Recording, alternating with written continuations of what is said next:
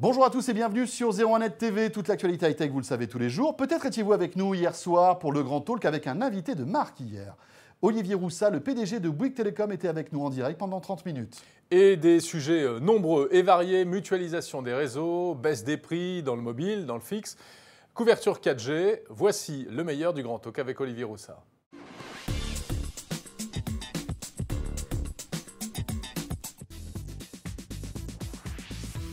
Le partage de réseau qu'on a conçu avec SFR, c'est un partage dans lequel, en dehors des zones très denses qui ne sont pas éligibles au partage de réseau d'après la définition de l'autorité de concurrence. Donc les villes de plus de 200 000 habitants, c'est ça ? Toutes les 42% de population qui se trouvent à l'intérieur des villes des agglomérations de 200 000 habitants, ça n'est pas éligible voilà, à la vous restez chez mutualisation. vous. C'est ce qu'on appelle la zone voilà. très dense. Chaque opérateur conserve son propre réseau.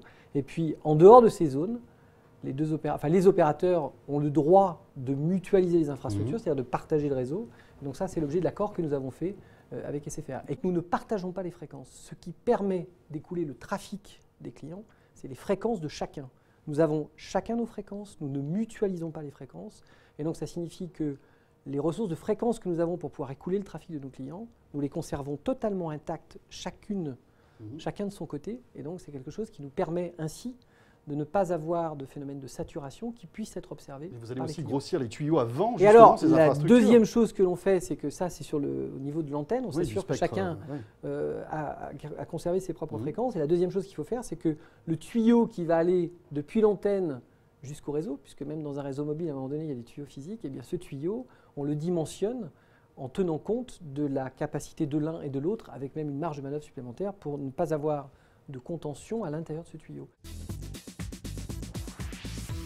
Alors on voit qu'il y a une vraie, aujourd'hui, course à la couverture 4G. Tous les opérateurs se battent là-dessus. On grappille quelques pourcentages semaine après semaine, mois après mois. Alors vous, depuis octobre, c'est 63%, ça n'a pas bougé. C'est la question que Tom nous pose. Pourquoi la couverture 4G de Bouygues reste-t-elle à 63% depuis le 1er octobre ? Alors, si Tom était un utilisateur cherchant à utiliser tous les relais de Bouygues Telecom, il se serait rendu compte que... Il faudrait qu'il ait que ça à faire. Ouais, c'est pas facile aussi. Il y en a tellement, vous avez raison. Il y en a beaucoup. Presque 6000, donc forcément, ça prend du temps pour aller tester. Ça vous avez raison. Oui. Et c'est le plus grand nombre présent sur le territoire français. Vous l'avez bien dit. Et donc, qu'est-ce qu'il aurait vu ? Il aurait vu que depuis le 1er octobre, on en a ouvert quelques centaines supplémentaires qui vont effectivement nous attribuer des points supplémentaires de couverture. En revanche, calculer la couverture, c'est un processus un peu long, un peu lourd. Et donc, pour l'instant, on ne l'a pas recalculé. C'est la raison pour laquelle. Mais à peu près, là, vous êtes à combien ? Vous êtes plus à 63%. Et à peu près, ça n'est pas un chiffre. Sur nos forfaits Sensation, nous permettons à nos clients d'utiliser leur forfait en dehors des frontières, dans toute l'Europe, sur les 27 pays, dans les DOM également, et de le faire avec 35 jours par an. Pourquoi 35 jours ? Parce que les Français ont plutôt, en moyenne, on va se dire 5 semaines de congés payés et qu'on fait l'hypothèse qu'ils en passeront peut-être pas plus. Donc on peut imaginer que le roaming arrivera un jour ou l'autre chez Bienio. Toutes les offres évoluent pour permettre de donner plus de facilité et plus d'usage, toujours. Il doit être possible de créer quelque chose de différent avec une offre qui puisse être moins chère. Et donc pour pouvoir l'introduire, il y a un certain nombre d'innovations qu'on doit mettre en œuvre et qui nous permettront de fabriquer quelque chose qui soit différent, qui redonne une capacité de choix avec un objet différent qui n'existe pas chez les autres. Voilà, c'est ça qu'on a dit. Et ça pourrait baisser de combien ? Alors Martin Bouygues a dit 150 € par an, c'est ça ? Ah bah écoutez, ça parlait d'or. Hein.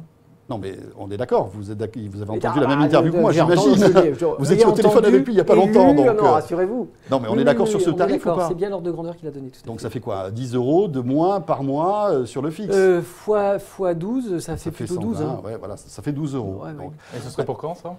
Alors ça, écoutez, ça c'est quelque chose qui arrive au deuxième trimestre.